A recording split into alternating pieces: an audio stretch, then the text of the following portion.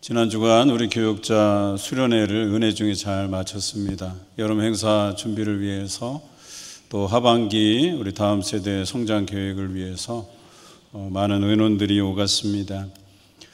또 우리 원로 목사님이 계셔서 얼마나 감사한지, 저희가 자리를 비워도 말씀 전해주실 목사님이 계셔서 참 좋다 하는 생각을 해봅니다. 또 우리 원로 목사님 새벽기도 설교하실 때 다 지켜보시나 봐요. 그래서 여러분들이 토부 인사하는 거, 우와 이하 인사하는 거 다 보시면서 칭찬도 아끼지 않으셨어요. 그래서 여러분들이 서로 그렇게 좋다 이렇게 칭찬하는 인사가 계속됐으면 좋겠다 말씀도 하셨고, 더더욱 기도의 자리에 서 가시라는 그런 당부도 잊지 않으셨어요. 한 주간이 정말 감사한 시간들이었고, 또 저 개인적으로는 나름의 그 하루가 다른 데에서 이렇게 숙소에서 잔다는 것이 또 쉼의 시간이었고 또 힐링의 시간이었다 말씀을 드리고 싶습니다. 감사드리고요. 오늘은 맥주 감사절로 우리가 지킵니다. 맥주절은 이스라엘 사람들이 출애굽한 이후에 첫 보리를 수확해서 그 보리 한 단을 하나님 앞에 요제로 드린 것을 기념해서 지키는 절기입니다. 하나님께 드리는 5가지 제사가 있고요. 그리고 드리는 방식에 3가지 방법이 있어요. 하나는 화제, 불로 태워서 드리는 제사. 두 번째는 요제, 흔들어서 드리는 제사. 그리고 세 번째는 거제, 들어서 올려서 드리는 방식이 있습니다. 요제는 특별히 감사할 때 많이 요제로 드립니다. 춤추면서. 그래서 그 제물을 하나님 앞에 흔들어서 드리죠. 특히나 구약에서는 이 맥주절이 지금 우리가 지키고 있는 추수감사절에 해당을 합니다. 또 물론 초막절도 추수감사절에 해당된다고 보셔도 무방합니다. 그런데 신약으로 넘어와서는 단순히 이 땅에 곡식을 거둔 것에 대한 감사만을 의미하지 않고 영적인 열매에 대한 감사도 포함해서 드리는 절기가 맥주절입니다. 그러니까 우리가 상반기 동안 하나님께서 우리 가정에, 교회에 베풀어 주신 그 은혜들에 대한 감사까지 포함해서 드리는 것이다 라고 말씀드릴 수가 있습니다. 혹시 여러분들 중에서는 그저 이 땅에서 우리가 먹고 사는 문제만 가지고 감사하지는 않으시리라고 봅니다. 오늘 상반기 동안 우리가 어려웠던 한때를 딛고 일어서며 또 우리에게 주신 은혜들, 말씀의 은혜, 기도의 은혜, 또 교제의 은혜, 또 전도하고 또 교육받는 여러 가지 일들을 통해서 우리에게 공급하신 하늘로부터 주어진 그 은혜에 대한 감사의 시간이 되시기를 주님의 이름으로 기원합니다. 이 맥주절 하면 이제 곡식이 생각이 나잖아요. 특히 보리라는 곡식이잖아요. 우리가 생각해 봐야 될 것은 뿌림이 있어야 거둔다라고 하는 것이죠. 그런데 뿌리지 않고 밭에서 논에서 뭐가 나기를 바라는 것은 무슨 심보라 그래요? 도둑놈 심보라 그러는 거죠. 뿌리지도 않아 놓고선 뭘 거기서 열매 맺기를 바랍니까? 그런데 또 한 가지는 밭의 문제가 있어요. 뿌리는 자는 뿌리는데 밭이 얼마나 준비되어 있는가에 따라서 열매 맺음이 다릅니다. 길가에 뿌려지면 어떻게 된다 그랬어요? 새들이 날아와서 씨를 다 걷어간다 그랬어요. 돌밭에 떨어지면 어떻게 된다 그랬어요? 뿌리를 내리지 못해서 이내 말라서 열매 맺지 못한다고 했습니다. 가시떨기에 떨어지면 어떻게 된다 그랬습니까? 가시의 기운에 눌려서 자라지 못한다고 이야기합니다. 그리고 마지막 밭은 어떤 밭입니까? 좋은 밭입니다. 좋은 밭에 떨어지면 30배, 60배, 100배의 결실을 얻는다고 예수님께서 비유로 설명하셨어요. 그런데 복불복이 아니에요. 어떤 사람은 30배, 어떤 사람은 100배, 복불복이 아니고 간대로, 준비된 대로, 그래서 열심히 밭을 갈아엎은 사람들은 30배, 거기다 거름을 주면 60배, 또 가라지를 뽑아주는 작업까지 하면 100배의 결실을 얻게 돼 있습니다. 그런데 한번 생각해 보세요. 아무리 뿌려봐도 내가 길 까고 돌짝 받치고 가시떨기로 세상의 근심 걱정으로 가득 차면 아무리 말씀이 선포돼도 그 말씀이 우리 안에서 열매 맺을 수가 있느냐라고 하는 것이죠. 그럼에도 불구하고 씨 뿌리는 자를 탓하고, 여러분, 씨 뿌리는 자는요, 하나님께서 좋은 씨를 골라주시면 그 씨를 뿌릴 뿐이에요. 여러분 밭의 상태를 점검하시길 바라요. 내가 갈급해 있고 그 말씀들을 은혜로 받으면 60배, 100배의 결실을 맺지만, 내가 메마른 아무런 영적인 어떤 단비와 같은 것들이 여러분들에게 공급되지 않으면 그냥 메마른 땅이에요. 아무리 씨를 뿌려봐도 소용없는, 또 갈아엎지도 않고 그저 그냥 준비되지 않은 상태의 밭이라면요, 아무리 씨를 뿌려도 소용없습니다.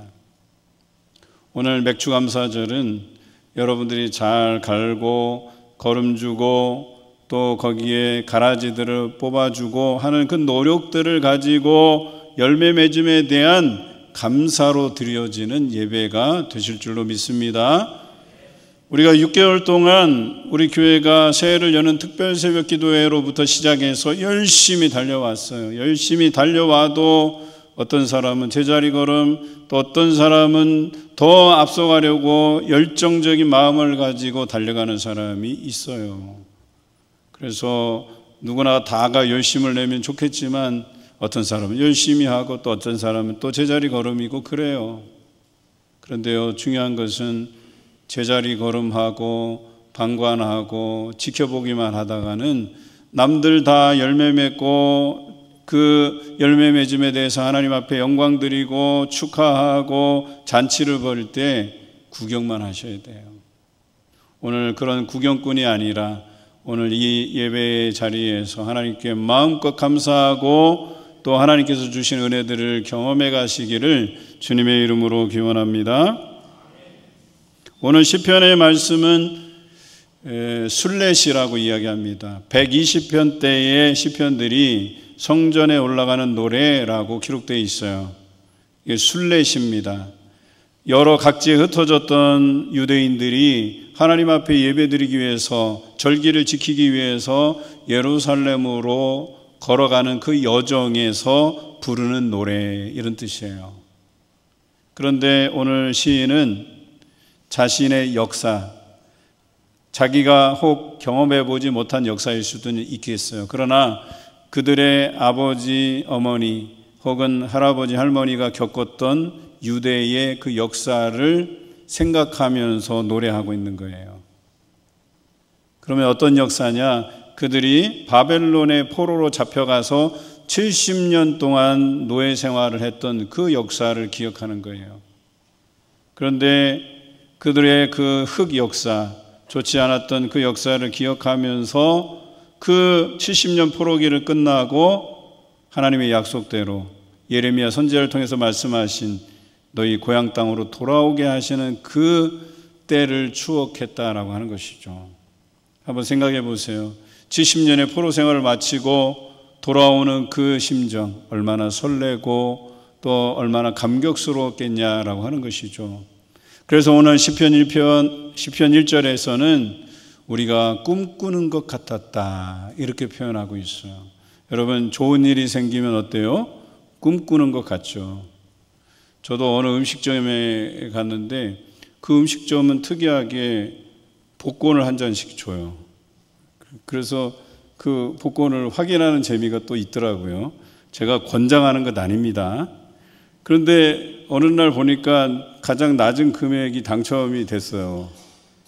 그런데 그게 뭐 5,000원인가 뭐 10,000원인가 잘 모르겠는데 그래도 좋더라고요.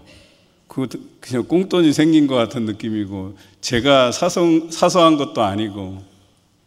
여러분, 월세 살다가 전세집 들어갈 때 그 감격들이 있잖아요. 전세 청산하고 우리 집을 사서 내 집에 들어가는 그런 설레임과 또 그간의 고생들이 다 겹쳐서 생각이 나고 얼마나 감격스러워요. 물론 수억 대출받아서 들어간 거는 예외로 하고요. 그거 갚을 생각하면 캄캄하잖아요. 이렇듯 우리 안에 좋은 일이 있을 때 그 해방감, 이제 고생은 끝났다 하는 그런 생각들을 하면서 우리가 새로운 인생을 시작하잖아요. 그러나 인생이 뭐 그렇겠습니까? 한 고비 넘기면 또 다른 고비가 찾아오고 그러는 게 인생 아니겠습니까? 그럼에도 불구하고 지금까지 우리가 단계를 거쳐서 여기까지 왔으니까 그 어려운 일이 생기더라도 또 그 산을 넘어가기 위해서 우리가 울며 씨를 뿌리는 것 아니겠습니까? 뿌려야 거두기 때문에. 그래서 내가 쉬지 아니하고 하나님 앞에 기도하면서 또 인생에서 열심히 살아나가다 보면 또 그 우리 앞에 놓인 산들을 넘어갈 수 있는 것 아니겠습니까? 그래서 오늘 시인은 하나님의 성전을 향해서 올라가면서 그들의 역사를 되새기면서 우리 조상들도 그렇게 고생했는데 그 고생한 후에 고향으로 돌아오면서 꿈꾸는 것 같았던 것처럼 오늘 내가 인생 가운데 어려운 가운데 있었지만 하나님을 뵈러 예루살렘 성전을 향해 올라가는데 거기서 하나님께서 나를 통해서 큰 일을 행하실 것을 기대하는 마음으로 올라가는 거예요. 오늘 여러분 그런 마음으로 교회에 나오지 않으셨습니까? 그렇게 설레는 마음, 하나님 앞에 또 기대하는 마음으로 나오신 여러분들 안에 하나님의 놀라운 큰 일이, 큰 은혜가 경험되시기를 주님의 이름으로 기원합니다. 그래서 그들은 예루살렘으로 돌아오게 되는데 1차, 2차, 3차에 걸쳐서 돌아와요. 1차는 스룹바벨을 통해서 돌아와서 하나님 앞에 예루살렘 성전을 다시 재건하는 일을 해요. 2차는 에스라 선지자를 통해서 그들이 예루살렘에 돌아와서 하나님의 말씀을 회복하는 운동을 펼쳐요. 3차는 느헤미야를 통해서 무너져 내린 예루살렘 성벽을 다시 쌓고 사회개혁을 이루게 됩니다.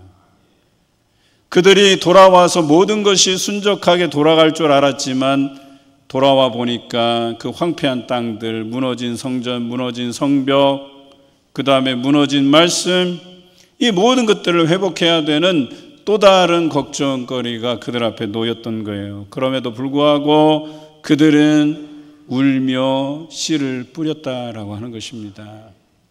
누군가는 울며 씨를 뿌리기 때문에 교회가 든든하게 서갈 수 있는 것이고 교회가 안정될 수 있는 거예요. 뿐만 아니라 가정이 하나님 앞에 든든히 서갈 수 있는 것 아니겠습니까? 다 잃었다고, 다 무너져 내렸다고 그냥 가만히 있으면 그게 다시 세워질 리가 없지요. 누군가는 뿌려야 된다라고 하는 것입니다. 오늘 우리에게 이러한 인생의 새로운 경험이 있으십니까? 다들 있으실 거예요. 90 이상 되신 분들은 일제의 그 36년의 압제를 경험하셨을 것이고 또 그 아랫세대들은 6.25라고 하는 이 참상을 경험했을 거예요. 그 이후에 우리가 얼마나 고생을 했었겠어요. 저는 경험해보지 못했지만 그 산증인들의 이야기를 들어보면 굉장히 고생했었을 거라는 생각이 들어요. 그분들이 울며 씨를 뿌리지 않았더라면 지금의 대한민국이 존재할 수 있었을까라고 하는 거예요. 그분들이 일궈놓은 그 대한민국 안에서 우리가 많은 혜택을 누리면서 자란 것 아니겠습니까? 마찬가지로 지금 세대가 울며 씨를 뿌리지 아니하면 우리 다음 세대들이 어떻게 그 기쁨으로 단을 거두는 날이 오겠습니까? 그래서 그들이 1차, 2차, 3차에 걸쳐서 예루살렘에 돌아와 성전 재건하고 또 말씀 회복하고 또 성벽을 다시 쌓고 사회개혁을 이룬 것처럼 우리도 얼마간의 그 역사적 어려움이 있었고 또 지금은 눈부신 발전을 이루었지만 또 한때 코로나로 인해서 우리 교회가 주저앉고 여러 가지 문제로 인해서 어려움을 겪지 않았습니까? 우리는 그때의 역사의 기억을 잊지 말아야 되겠습니다. 사실 우리 인생도 굴곡진 역사예요. 좋을 때 있고 나쁠 때 있고. 여러분 병원에 가면 이렇게 체크하는 기계가 있잖아요. 이 기계가 오르락내리락 하는 거 아시죠? 그런데 딱 멈추면 어떻게 된 거예요?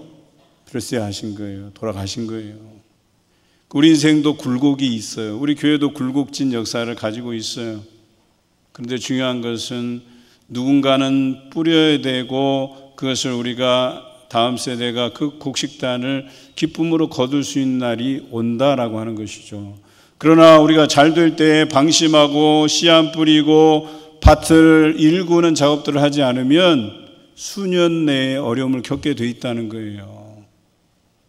그래서 잠언서 31장에 보면 현숙한 여인은 장사가 잘 될 때 더 열심을 낸다 하잖아요. 그래서 집안 식구들이 다 잘 먹고 잘 살 수 있도록 한다잖아요. 그런데 어리석은 자들은 잘 될 때 뭐예요? 여행 다니고 흥청망청 돈 쓰고 해야 될 일 안 하고 그러다가 펑크내서 나중에 어려움 겪는 거예요, 다. 우리나라의 안타까운 역사 중에 하나는 잘 될 때 흥청망청 노는 문화가 참 있어서 안타까워요. 과거 경제가 성장 곡선을 그릴 때 우리나라에 유행했던 게 뭔지 아세요? 나이트클럽. 그래갖고 거기서 흥청망청 춤추고 술 먹고 노래하고 그러다가 경제가 고꾸라진 것 아니겠어요? IMF 다가오고 야 이러다가 우리가 50년 후퇴하는 것 아닌가? 그리고 정신 차려 보니까 우리가 금을 모아서 우리 경제를 좀 살려야 되겠다 모아준 것 아니겠어요? 여러분 그렇게 일군 이 대한민국 아닙니까? 그런데 정신 못 차리고 정치인들이 그 부분에 대해서 올바른 정치를 못하면 또 우리나라는 나락으로 떨어질 수 있는 거예요. 조심해야 돼요. 그럼에도 불구하고 그 어려운 한때를 지날 때 누군가는 눈물을 흘리면서 씨를 뿌리는 자가 있다. 오늘 여러분이 그러한 어려운 때에 눈물로 씨를 뿌리는 그런 성도가 되시기를 주님의 이름으로 기원합니다. 그러면 교회가 잘 되게 돼 있어요. 그러면 가정이 잘 되게 돼 있어요. 형통하게 돼 있어요. 여러분 교회가 성장하고 가정이 형통한 비결은요, 어려울 때 울며 눈물로 씨를 뿌리는 거예요. 그러지 않으면 어때요? 뿌리지 않으면 그 밭에 곡식이 날 이유가 없어요. 그리고 아무것도 안 하면서 기도로 하나님께 구하는 건 무슨 심보다? 도둑놈 심보다. 그러니까 앞으로 도둑놈 심보로 살지 마시고 열심히 하나님께 구하세요. 기도하세요. 말씀의 자리에 서가세요. 그러면 여러분 가정이 형통하고 우리 교회가 부흥하고 성장할 줄로 믿습니다. 오늘 이스라엘 역사를 잘 들여다보면 눈물로 씨를 뿌린 사람들이 있었습니다. 그 첫째 사람은 다니엘이었죠. 다니엘이 나라를 잃었어요. 그리고 포로로 끌려갔어요. 그리고 끌려간 곳에서 그는 정신 차리고 비록 하나님의 성전은 무너져 내렸지만 여전히 남아있는 여호와의 말씀, 그 말씀을 붙들었어요. 그래서 음식의 그 규례를 붙들고 지키기로 뜻을 모읍니다. 바벨론의 그 왕이 먹던 음식, 왕의 진미를 그 소년들에게 주워 먹게 했지만 다니엘은 거절했어요. 나는 하나님께서 정하신 그 음식만 먹겠노라고 이야기하죠.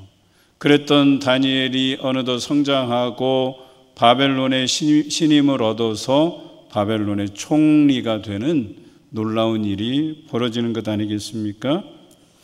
그가 총리가 되어서도 자신의 조국을 위해서 기도하는 일을 게을리하지 않았어요. 여러분, 자신만을 생각하는 사람들은 내가 잘 먹고 잘 살고 편안하면 나라를 위해서 기도하지 않아요. 교회를 위해서 기도하지 않아요. 그러나 믿음으로 깨어있는 사람들은 조국을 위해서 기도하게 돼 있고, 교회를 위해서 기도하게 돼 있고, 가정을 위해서 기도하게 돼 있다는 겁니다. 결코 방심하지 않아요. 흥청망청 놀지 않아요. 다니엘도 마찬가지였습니다. 예루살렘 성전을 향해 열린 창문 아래에서 하루 3번씩 무릎 꿇고 기도했다고 성경 기록하고 있어요. 나라를 빼앗겼지만 언젠가 예레미야의 그 예언처럼 70년이 지나면 다시 고향으로 돌아갈 그 꿈을 가지고 기도했다라고 하는 거예요. 그는 비록 고국 땅을 밟지 못했지만 그 눈물로 씨를 뿌린 그 기도의 씨앗으로 인해서 이스라엘 백성들은 고향으로 돌아오게 됩니다. 저는 이 126편 시편을 지은 사람도 그런 심정으로, 그런 기대감을 가지고 과거 역사에 함께 하셨던 그 하나님께서 오늘 나와 내 가정에 역사하시리라 믿고 조국을 위해 기도하고 또 나라를, 그 가정을 위해서 기도하고 그랬을 거란 예상이 돼요.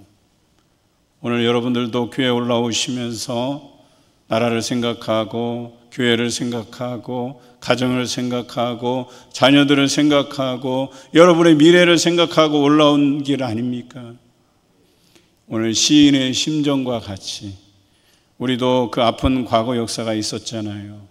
그것들을 기억하면서 오늘 우리에게 주신 은혜들, 하나님이 아니시면 우리가 이 자리에 설 수 없었다는 이 고백과 함께 앞으로의 여러분은 삶에도 내가 어려움을 겪고 있지만 이 눈물로 씨를 뿌릴 때 반드시 기쁨으로 단을 거두리라고 하신 하나님의 약속을 기억하며 이 예배 가운데 하나님의 놀라운 만나주심을 경험하시길 주님의 이름으로 기원합니다. 두 번째 사람은 에스겔 선지자였었어요. 포로로 잡혀가서 사람들이 회개할 생각은 안 하고 이 포로기가 언제 끝날까를 자꾸 물어보는 거예요. 분명히 예레미야 선지자를 통해서 70년 너희가 포로 생활을 할 것이라고 이야기했음에도 불구하고 빨리 이 포로 생활이 끝났으면 하는 그런 바람으로 에스겔에게 자꾸 졸라대는 거예요. 그때 에스겔이 그들을 깨우치는 좋은 말씀을 전합니다. 어떤 이야기냐면 너희가 하나님을 배신하고 우상을 섬긴 죄로도 너희가 이미 죽을 수 있었다. 이 땅에서 완전히 멸절될 수도 있었는데 하나님께서 너희를 긍휼히 여기셔서 너희를 사랑하셔서 죽이지 않고 바벨론 땅으로 옮겨가서 거기서 회개할 시간을, 다시금 하나님의 말씀을 중심으로 살아갈 그 회개의 기회를 주신 것에 대해서 너희가 감사해야 된다. 이 얘기를 한 거예요. 여러분, 우리에게 주어지는 고난에는 다 뜻이 있어요. 여러분들이 원망할 것이 아니라 하나님의 뜻을 발견하시길 바라요. 회개의 기회를 삼거나 아니면 욥과 같이 여러분을 단련하신 후에 순금 같게 나오게 하시는 하나님의 섭리를 믿으시길 바랍니다. 그런 사람이 기쁨으로 단을 거두는 거예요. 그 에스겔의 그 이야기를 들은 이스라엘 백성들이 회개하기 시작해요. 아, 우리가 죽을 죄를 졌구나. 죽을 죄를 졌음에도 불구하고 살려주시고 바벨론 땅으로 옮겨와서 먹을 수 있고 입을 수 있고 잘 곳이 있고 결혼해서 자녀들까지 낳을 수 있게 하신 그 하나님의 은혜에 감사하기 시작했어요. 그리고 70년이 끝나고 그들이 예루살렘으로 돌아오면서 우리가 꿈꾸는 것 같았다라고 고백하고 있는 겁니다. 여러분의 인생이 그러한 경험하시기를 주님의 이름으로 기원합니다. 지금은 어려운 한때를 지나지만 여러분 기도하기를 쉬지 않고 말씀 보기를 쉬지 않게 되면 반드시 좋은 날 보게 될 줄로 믿습니다. 기쁨으로 곡식단을 거둘 날이 올 줄로 믿습니다. 그래서 오늘 울며 씨를 뿌리라고 얘기하는 거예요. 이렇게 해서 그들은 이 에스겔 선지자를 믿고 기도한 탓에 결국에는 돌아오게 되지 않았습니까? 중요한 것은 또 그래요. 그들이 이 예루살렘으로 돌아왔을 때 모든 것이 호락호락하지 않았어요.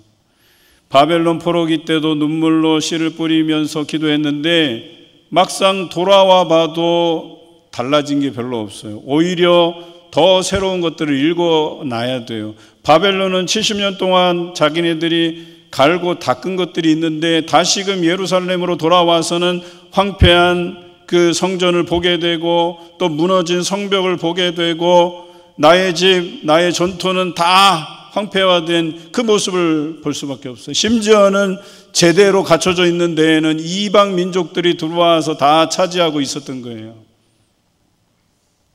그래서 그들은 다시 눈물로 씨를 뿌리기 시작해요.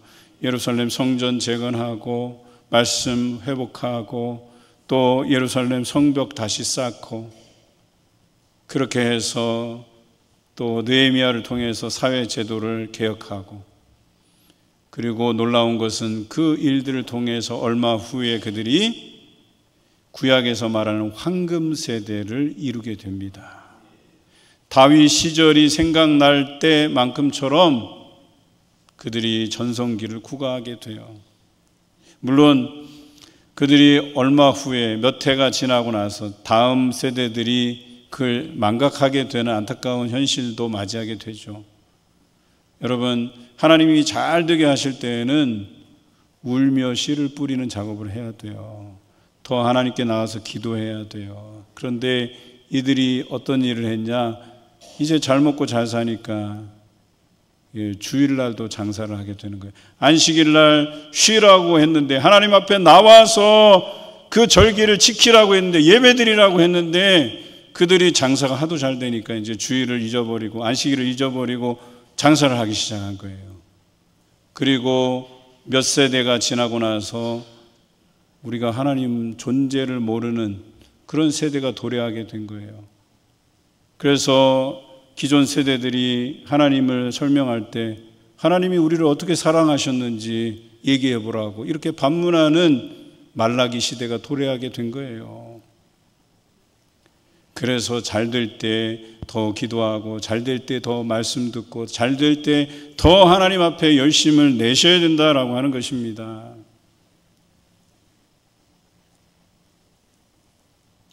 그래서 오늘 6절의 말씀처럼 반드시 기쁨으로 그 곡식단을 가지고 돌아오리라고 하는 이 고백이 가능하기 위해서는 오늘도 눈물로 씨를 뿌리는 자가 있어야 된다라고 하는 겁니다.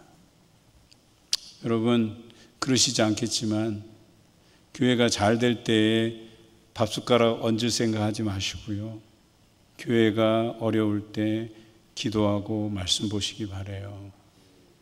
그리고 우리가 그 덕에 기쁨으로 곡식단을 거두고 돌아오는 잔치 자리에서 겸손히 하나님의 이름을 높여드리는 여러분 되었으면 좋겠어요. 그때 가서 내가 뭘 했느니 내가 거기서 수고를 했느니 이러지 마시고요. 온전히 하나님께 감사 올려드리는 겸손한 저와 여러분 되어 가시기를 주님의 이름으로 기원합니다. 우리는 이러한 성경의 교훈을 바탕으로 오늘도 눈물로 기도해야 될 것입니다. 미래를 위해서 씨를 뿌려야 될 것입니다. 그러면 우리 교회와 성도들이 반드시 그 열매를 가지고 돌아오게 될 것입니다. 교회가 성장하게 될 것이고 부흥하게 될 것이고 여러분 가정이 형통함을 경험하게 될 것입니다. 그러한 전성기를 맞이하기 위해 오늘도 울며 씨를 뿌리러 나가는 그래서 미래를 준비해 가시는 여러분 되시기를 주님의 이름으로 기원합니다.